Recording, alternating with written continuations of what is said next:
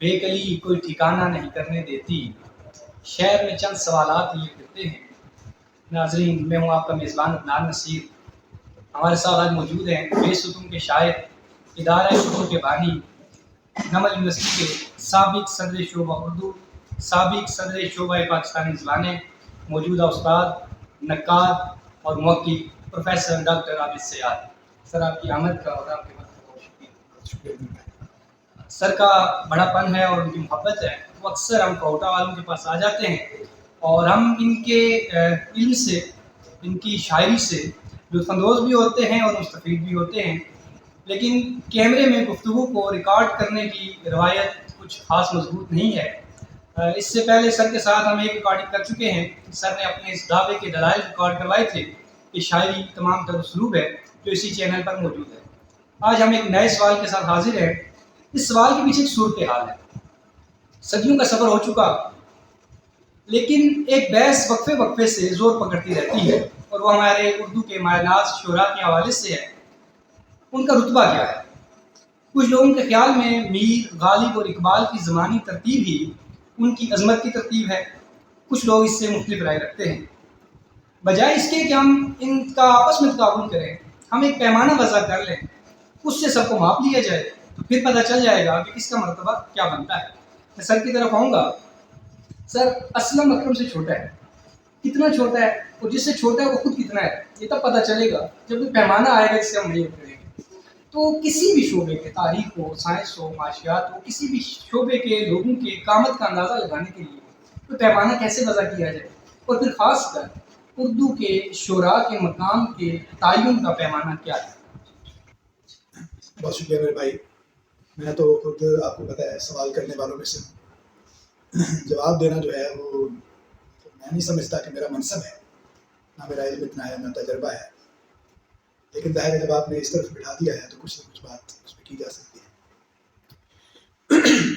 میرا خیال یہ ہے کہ جو پیمانہ کیا ہے، اس سے پہلے جو سوال پیدا ہوتا ہے وہ یہ ہے کہ پیمانہ بنانے والا کون ہے، کیونکہ جو شخص پیمانہ بنائے گا وہ اپنی ضرورت کے مطابق پیمانہ بنائے گا، اور اس کے مطابق جو اس کو مناسب لگے گا، جو اس پیمانے پر پورا اترے گا، کیونکہ اس کے کام کی چیز وہ ہے، تو لہٰذا وہ اس کو بڑا بھی کہے گا، اچھا بھی کہے گا اور ترجیح بھی دے گا۔ شاعر کو ناپنے کا پیمانہ بنانے والا کون ہے؟ اگر تو وہ کوئی مصلح ہے جس کا کام سماج سدھار ہے، اور وہ سمجھتا ہے کہ سماج کو آگے لے جانے میں جہاں بہت سے لوگوں کا اپنا اپنا حصہ ہے، اس میں شاعر کا بھی حصہ ہے، تو ظاہر ہے وہ یہ کہے گا کہ یہ کام شاعر کو کرنے چاہیے، اور مقصد اس کے لیے ہوگا کہ جہاں اتنے لوگ سوسائٹی کو کنٹریبیوٹ کر رہے ہیں اس حوالے سے، تو شاعر صاحب آپ بھی کچھ کریں۔ جب یہ تقاضا اس نے بنا لیا ہے تو اس کے بعد پھر وہ پیمانہ بنائے گا کہ اس تقاضے پہ جو شاعر پورا اترے گا وہ بڑا شاعر۔ دوسرا پیمانہ جو ہے بنانے والا، وہ مثلاً کوئی آرٹ لور ہو سکتا ہے جس کا مسئلہ سماج سدھار نہیں، اس کا مسئلہ آرٹ ہے۔ تو آرٹ کس نے بڑا پیدا کیا، یہ اس کا مسئلہ ہے۔ ممکن ہے کہ بڑا آرٹ پیدا کرنے والا آدمی سوسائٹی کی اس طرح سے خدمت نہ کر سکے جیسا کوئی ریفارمر چاہتا ہے کہ اس کو ایسا کرنا چاہیے۔ شمس الرحمان فاروقی صاحب کا ایک انٹرویو جو ہے وہ پڑا ہوا تھا، یوٹیوب پر پڑا ہوا ہے بلکہ، تو یوم غالب پہ کوئی تقریب تھی، تو میزبان نے ان سے پوچھا کہ غالب خستہ کے بغیر کون سے کام بند ہیں، کہ جب وہ نہیں ہے تو کیا کام ہے جو رہ گیا ہے۔ تو یہ جو کام کا لفظ ہے، اس پہ فاروقی صاحب نے اچھی خاصی لمبی بات کی کہ شاعر کوئی میونسپلٹی کا ملازم تو نہیں ہے کہ وہ کام کرے گا، کون سا ایسا کام ہے جو شاعر کو کرنا چاہیے۔ شاعر کا کام ہے شاعری کرنا، وہ ایک آرٹسٹ ہے، اور جو اس کی ڈومین کی چیزیں ہیں وہ وہی کرے گا۔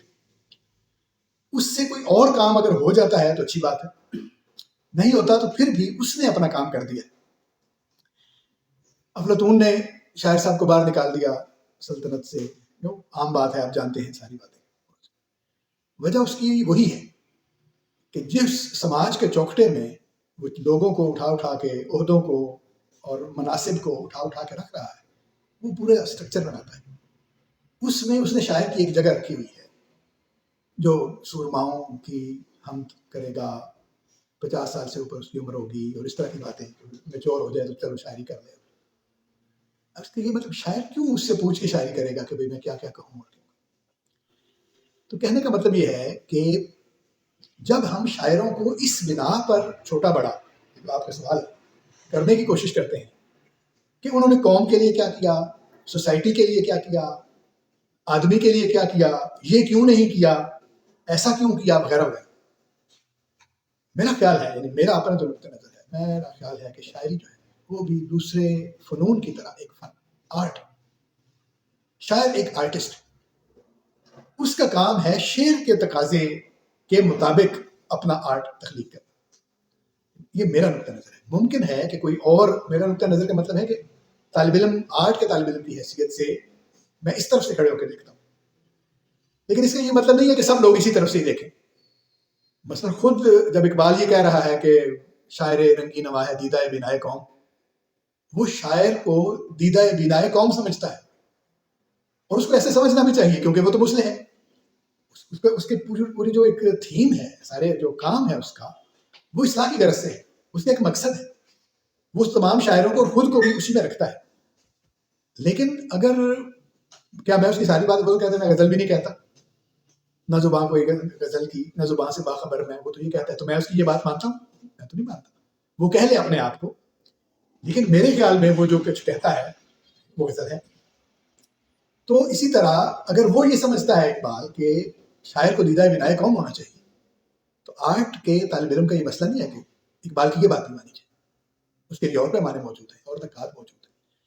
جو لوگ سماجی معاملے کو آگے رکھتے ہیں، جو لوگ جو آپ کا یعنی شاعری سے جو کام لیے جا سکتے ہیں آگے معاشرے میں، ان کو ہم سمجھتے ہیں، ان کے نزدیک معاملات اور ہوں گے. اسی طرح اگر کسی آدمی کی ترجیح یہ ہے کہ شاعر کو یا آدمی کو آدمی کا اپنے عہد کا دکھ درد بیان کرنا چاہیے، اپنے عہد کے آدمی کی آواز بننا چاہیے، اس کو نمائندہ ہونا چاہیے انسان کا، وغیرہ وغیرہ، اس کے نزدیک بھی پیمانہ اور اس کے موضوعات پہ جائے گا کہ کن کن موضوعات کو اس نے ٹچ کیا.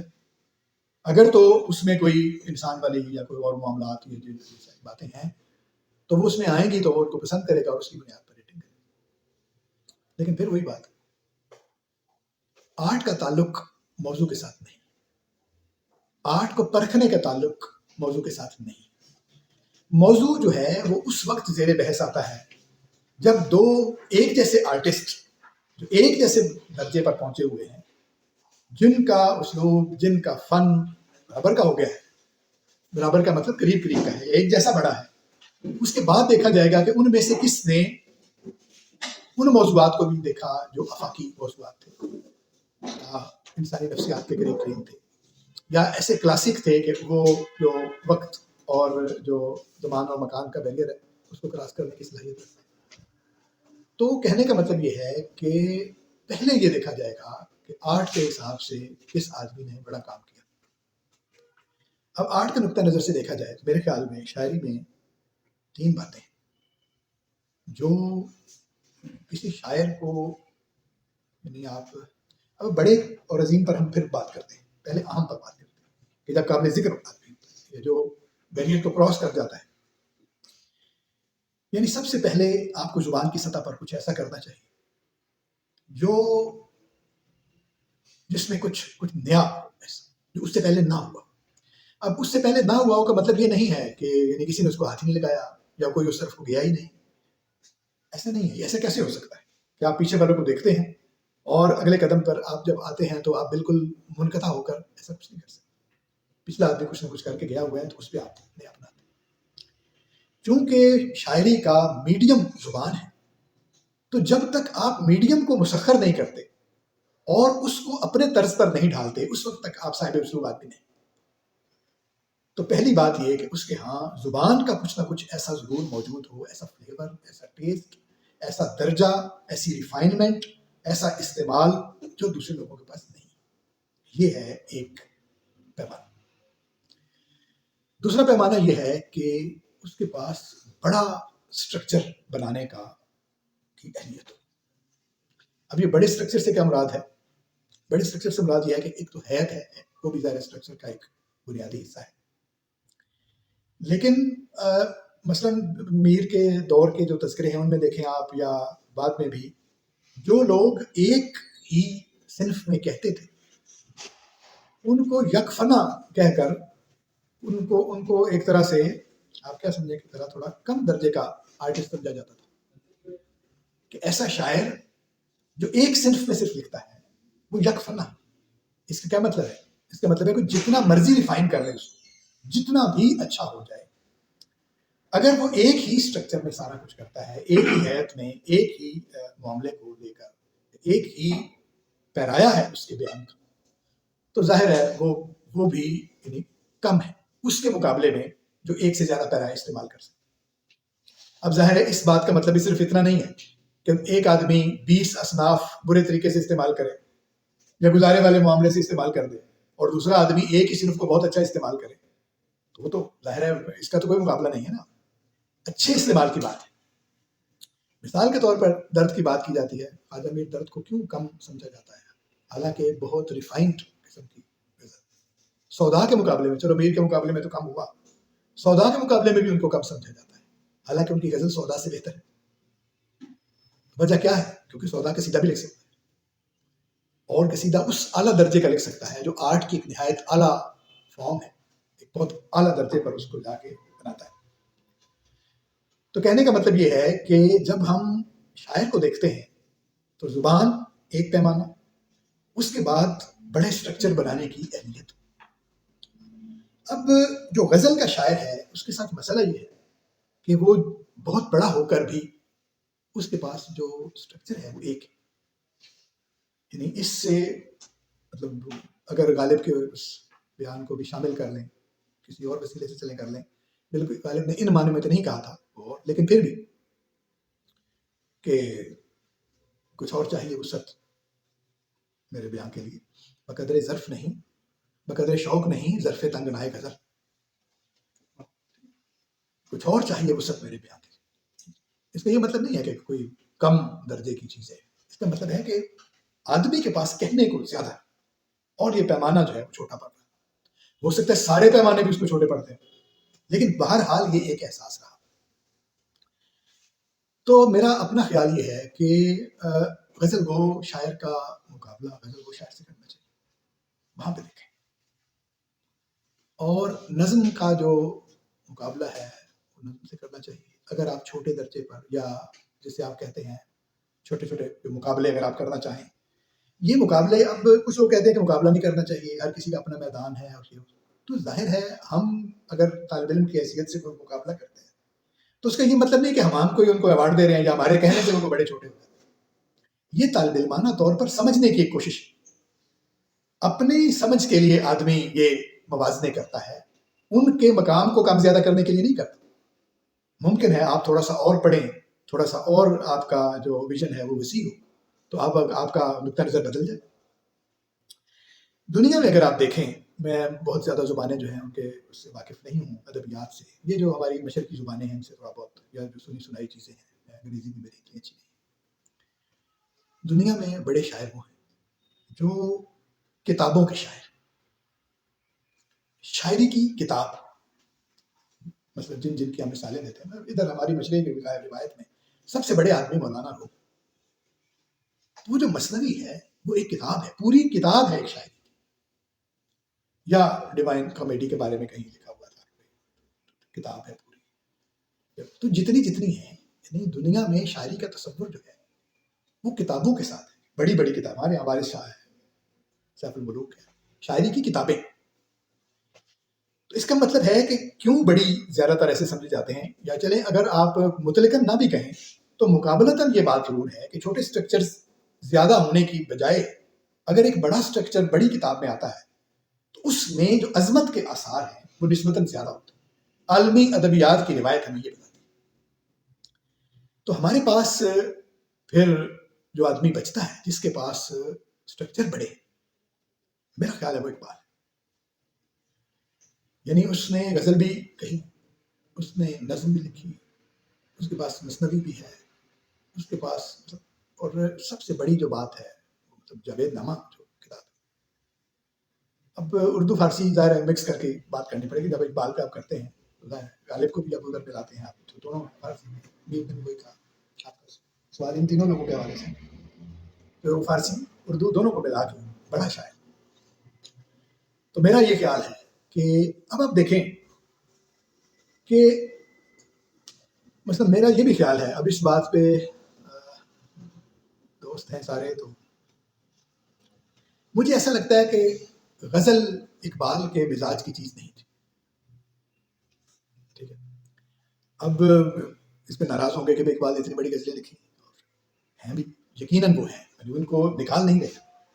جس معاملے پر میں بات کر رہا ہوں ذرا صرف اسی مقام تک یہ بات ہے، اور اس کو ذرا سمجھنے کی کوشش. غزل بنیادی طور پر ایک آزادہ روی کی صرف ہے، ایک ایسا شاعر جس کو یہ بھی ڈر نہ ہو کہ میں نے پچھلے شعر میں کیا کہا. یعنی ایک خیال، ایک بات اس کے سامنے آئی ہے تو اس کو یہ بھی فکر نہ ہو کہ اس سے پچھلے شعر میں میں کیا کہہ چکا ہوں تو یہ اس کے ساتھ کوئی مطابقت رکھتی ہے یا نہیں. یہ اتنا آزادہ رو آدمی چاہیے جو کبھی کوئی بات کرے، کبھی کوئی بات کرے، اور سارا کچھ ملا کے وہ سب کچھ بھی درست ہو. اب یہ بات سب سے زیادہ آپ کو میر کے نظر آتی ہے.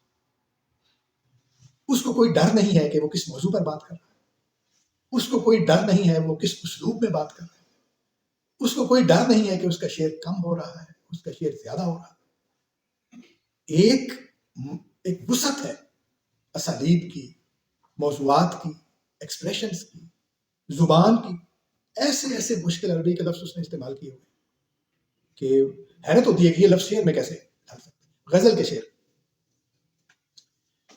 اور پھر یہی بات جو ہے آگے چل کر آپ کو غالب کیا نظر آئے گی. دول دھپا اور سراپا ناز کا شیوا نہیں. ہم بھی کر بیٹھے تھے غالب پیش دستی ایک دن، مارک بھی کھانے کو تیار ہے. اور ساتھ والی جو مطلب دو چار صفحے چھوڑ کے جو غزل ہے کہ دائم پڑا ہوا تیرے در پر نہیں ہوں میں، کہا کہ ایسی زندگی پہ کہ پتہ نہیں. مطلب اس کو کچھ نہیں ہوتا کہ ایک وقت میں وہ کیا بات کرتا ہے، دوسرے وقت میں کیا کرتا ہے. تو یہ غزل کی آزادہ روی ہے، یہ اس کے بیان کے جو پیرائے ہیں ان کی وسعت، وہ شاعر کو گنجائش دیتی. میرا خیال ہے کہ اقبال اس آزادہ روی کا متحمل نہیں ہو سکتا. اس کے پاس ایک بات تھی کرنے کے لیے، وہ جہاں پر بھی جاتا ہے، جتنی دور بھی جاتا ہے، بہرحال اس کے فکر کا ایک دائرہ موجود رہتا ہے. اور اس دائرے کی اور اس دائرے کی جو موجودگی ہے وہی اقبال کو اقبال بناتی ہے.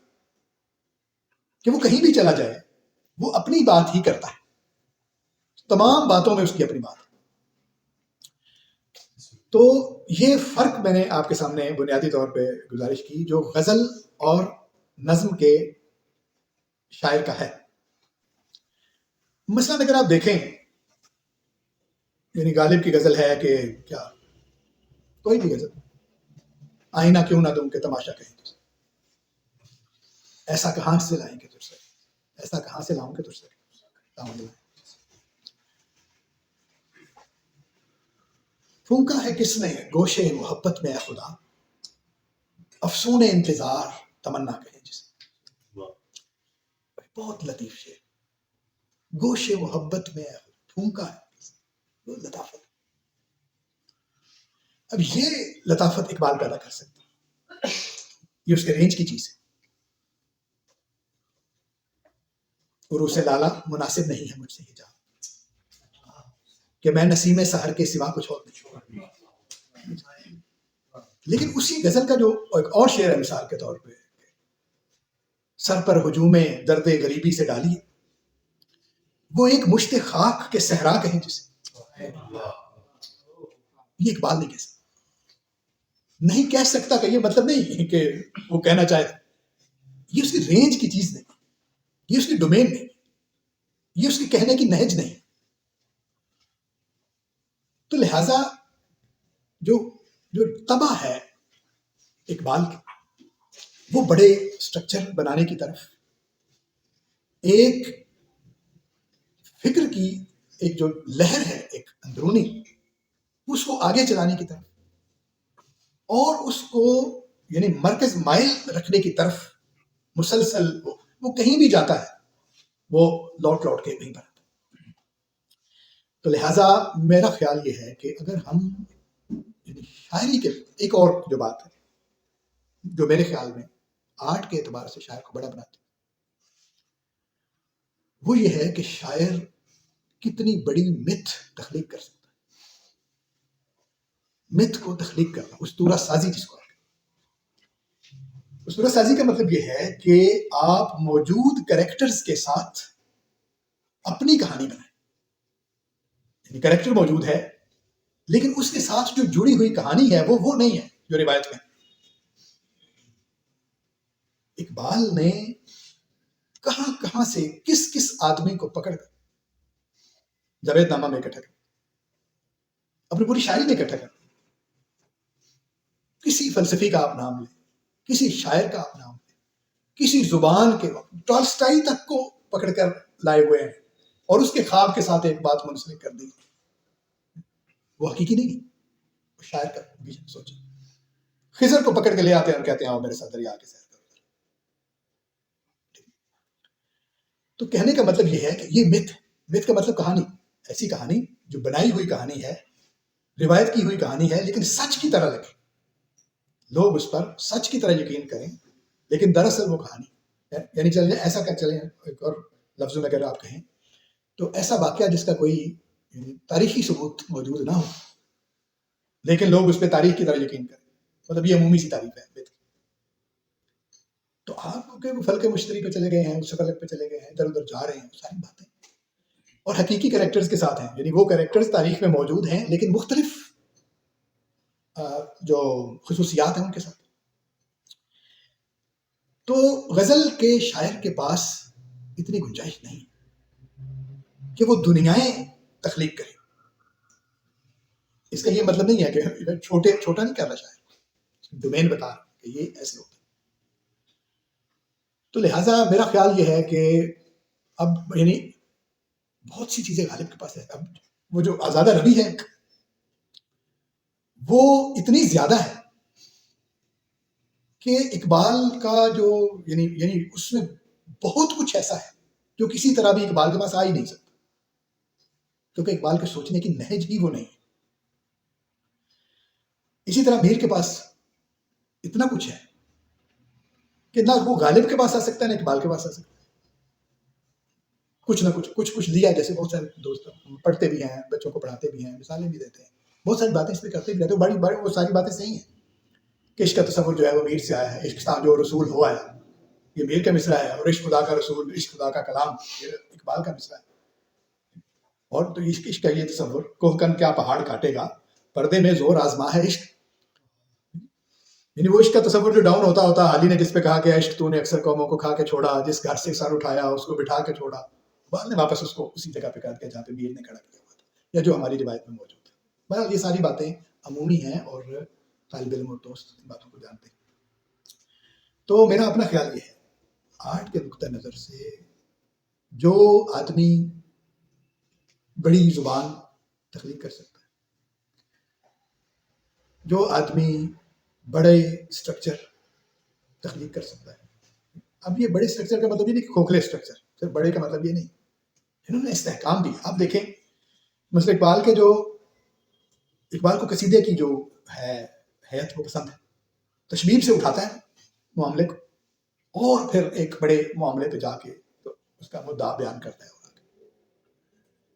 یعنی جو مسئلے کرتبہ ہے قصیدے کی طرف سلسلہ ہے روز و شب نقش کرے حادثات، فلسفیانہ تشبیب شروع۔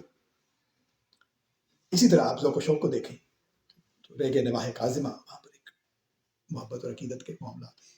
اسی طرح اور جو نظمیں ہیں، ایون خضر راہ جو ہے ایسے دریا کے منظر سے شروع ہوتی ہے کہ میں صبح گیا وہاں پر، رات شام کے وقت دریا پہ گیا، اتنے پیارے مصرے، یعنی آپ پہلے بند میں تو بھول ہی جاتے ہیں کہ آگے جا کے وہ سرمایہ اور محنت کی باتیں کرے گا اور آگے جا کے زندگی کے مسائل کو کرے گا، وہ آپ کو دریا نظر آ رہا ہے، خراب نظر آ رہا ہے۔ بہرحال تو مختصر بات کریں اگر یعنی آپ کے سوال کی طرف واپس آئیں تو یہ ہے کہ بڑے چھوٹے شاعر کا حساب لگانے کے لیے سماج سدھار والے لوگوں کے پاس اپنے پیمانے ہونے بھی چاہیے.